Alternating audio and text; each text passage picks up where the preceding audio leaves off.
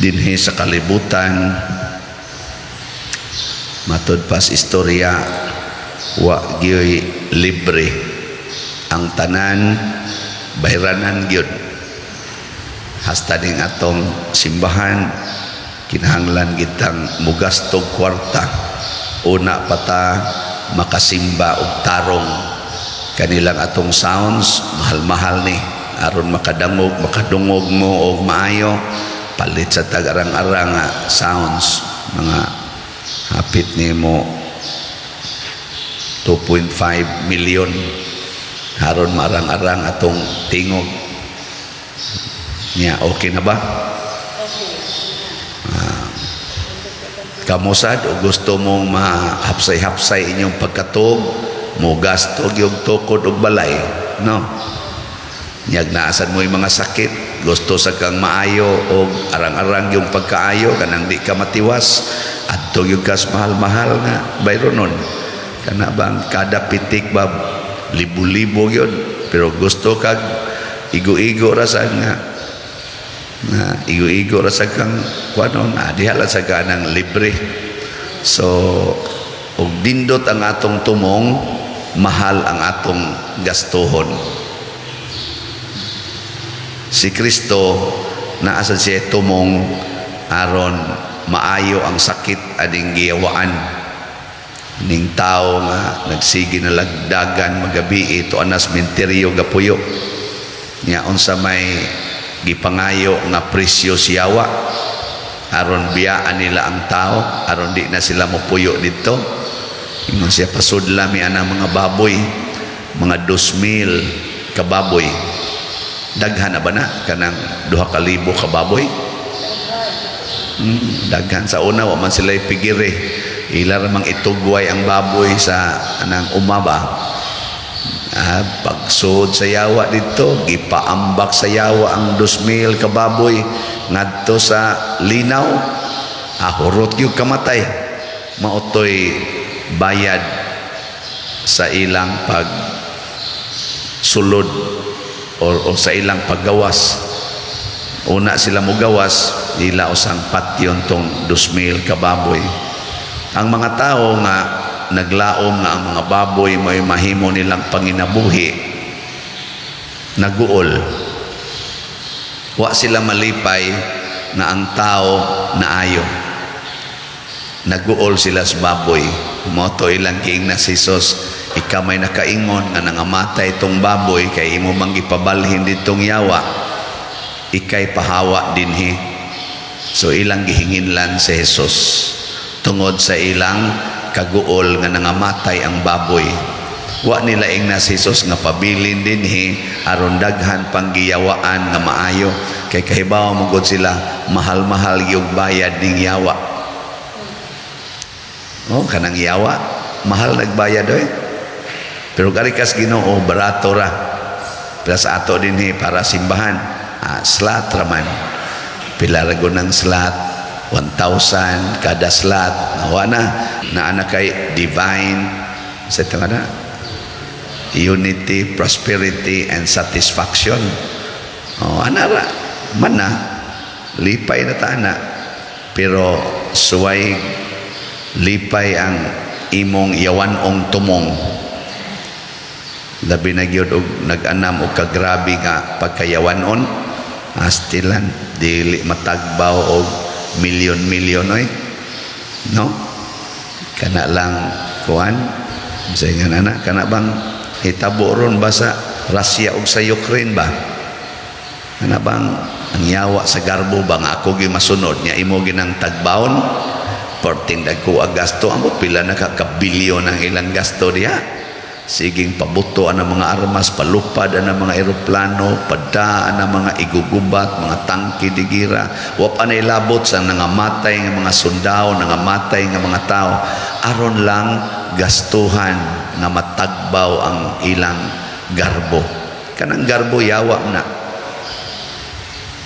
na lingian na imong tupad inawa kay garbo diha gasto kay ng garbo mahalon kay na nayawa og Ug imo gina siyang tumanon, imo na siyang tagbaon, pastang mahala. Pero karikas humility, kaning Pangginoo, kanang humility, pagpaubos, aminos sa gasto. No?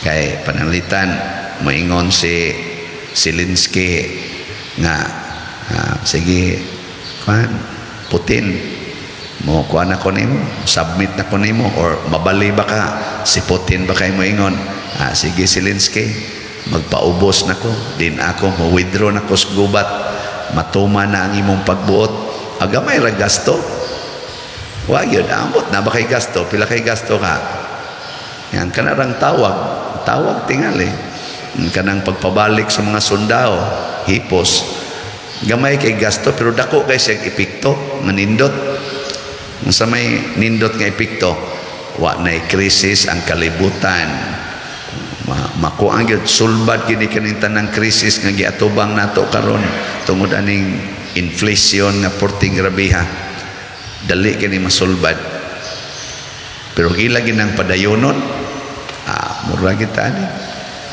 patay kita ni, apil kita din ni. Muna si Jesus naghimog mga butang nga dili kayo kinahanglang gastuhan. Diri sa atong unang pagbasa, gihisgutan ang nagsunod sa Ginoo, ang dunay pagtuos Ginoo, gagmay kay sila gasto. Ngano man, kay magtago ra sila sa mga langob, sugot ra sila maglakaw-lakaw, sugot ra sila way pagkaon, sugot ra sila way ibisti. Sama nila ni David. Ni David nagtago-tago biyanis mga langob. Unya asad, kung makig-away pod sila, di na sila kinahanglang magbansay og maayo, kay nga naman ang Ginoo ra mo supply nila, og mangaon sad sila, ang Ginoo ra sa imo supply, di na sila kinahanglang magsigi pag yung tigom, siging tigom og daghan gyud kayo. O tanawa ang mga hari sa Israel nga naagi na silang hunahuna, tigom, sama nila ni King Solomon o uban pa, nangahugno, kaya nga naman nagsunod naman sa garbo. Unsa man nang magsigig tigom, unsa man nang yawa, kahakog, avaris, kahakog, mahal sa kaina, kanang yawa, basta mahala sa dana noon. Bisan pag abot na kag mga trilyon imong kwarta, dollars, di pag matagbaw, sige tigong. Pero arikas pagkamanggihatagon, kanang generous, na bisan ganigla bandira, makapalit mag-slot, makapalit og slot ba, kanang kuan kayo, kanang nindot kayo, dali ra kay siyang tagbaon, kay makasweldo siya, palit dig slot. Na manggani driver kabalhabal, kapila na nagbalik-balik og palit og slot, taxi driver, no? Hasta pag gani mga masahista nga mga buta, makapalit pag slot dinhis atong parokya aron itabang sa atong mga panginahanglan. Ingon ana kanindot og magsunod ta Ginoo. Bikaron kamo, unsa may inyong kinaiya? Diyos nun o yawanon? Kinsa dinhi ang moingon Diyos nun ko Father? Tasan ka mo? Ayo. Kinsay moingon nga yawanon ko Father? Kinaiya akong gisgutan ha? Sige, unsa may sukdanan? Unsay sukdanan? Magsigi gani kag gasto para sa imong kaugalingon, nya mabalaka na kas mga kwarta para sa imong kaugalingon, yawanon ka lagi. Pero magsigi gani kag gasto para sa kaayuhan sa uban, nya ang imong mga panglantaw para sa kaayuhan sa uban, Diyos nun ka. Sige, ingna kano na imong tupad, ingna okay ra ka mo gasto para nako, ay gana, ingna okay ka imo kong gastuhan, Oy, maingon siya nga lisod mo gani ko dire. Kana yawan ona ang iyang gitanaw, ang iya din kaugalingon. Mao na itong kinaiya gud. Matod pa sa atong tubag sa Salmo, maglipay unta ang inyong mga kasing-kasing kamong tanan nga naglaom sa Ginoo. Unsa may paglaom nga atong isintros Ginoo, matod pas Ginoo, higugmaa ang imong isig katao samas imong kaugalingon. Ako na'y bahala nimo. Iya pag yung himo ni nga maksimum, ingon siya, ibaligya ang tanan nimong katigayunan ug ang halin ihatag ngadtos mga kabos. Pasabot hutdag yung hatag ang imong kaugalingon para sa kaayuhan sa imong isig katao. Ako na'y bahala nimo. Ndota no? Hutda ko no ninyo, baligya ng tanan ninyong kabtangan niya ipalit din higslat. Unsa kay may tabo? Tistingi yun.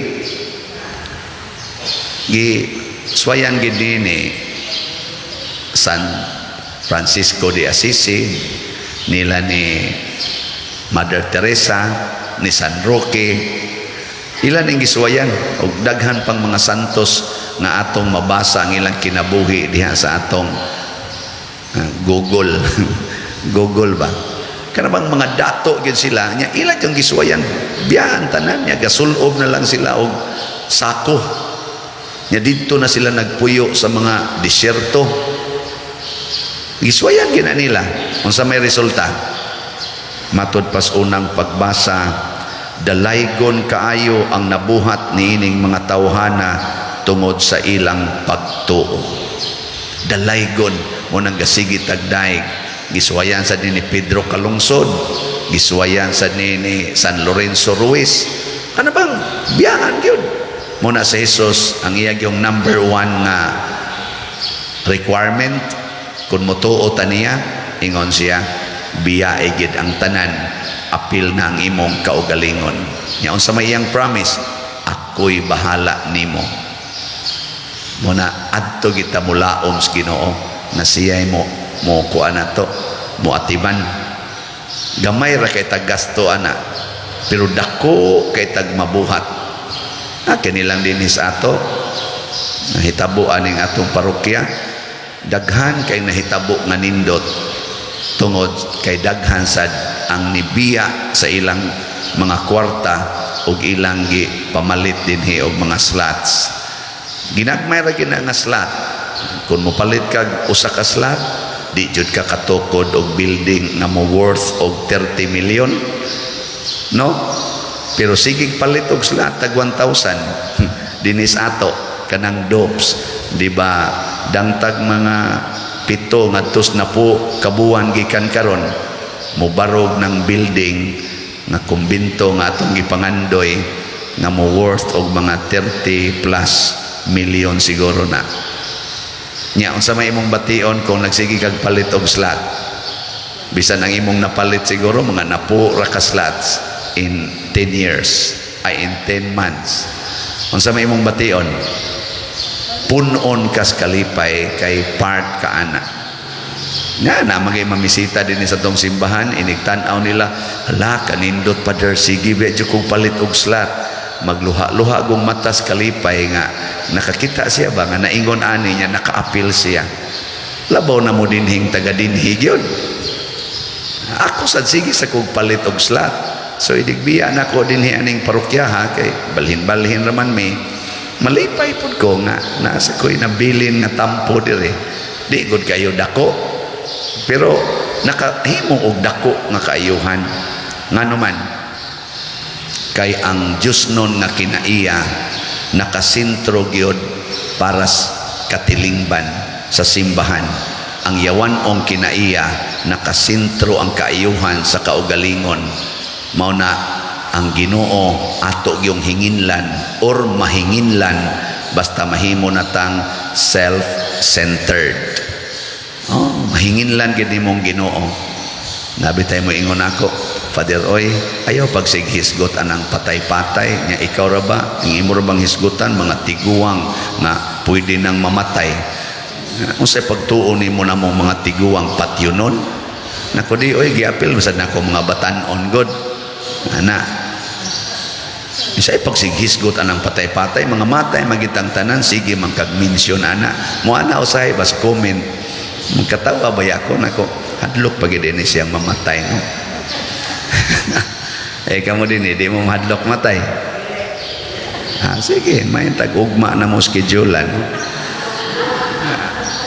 Bitaw kanang mahimotang sentro sa Ginoo, ang atong pangandoyon kadtong iyang gingharian dito sa langit dili dinhi gasto kay tanan.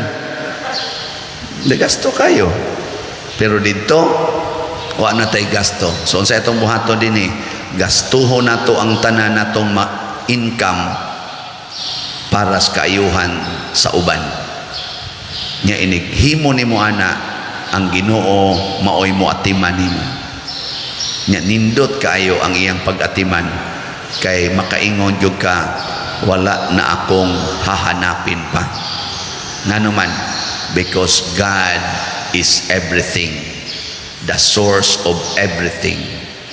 Nya kun imo nang tumanon ang iyang sugo, tumanon sa niya ang iyang panaad nganhi nato nga the Lord is my shepherd, there is nothing I shall want. Nindot no? Ano mamumura mamugluya kay mga naong? Sige, manindog lang ta kay aron kahuman na taan eh.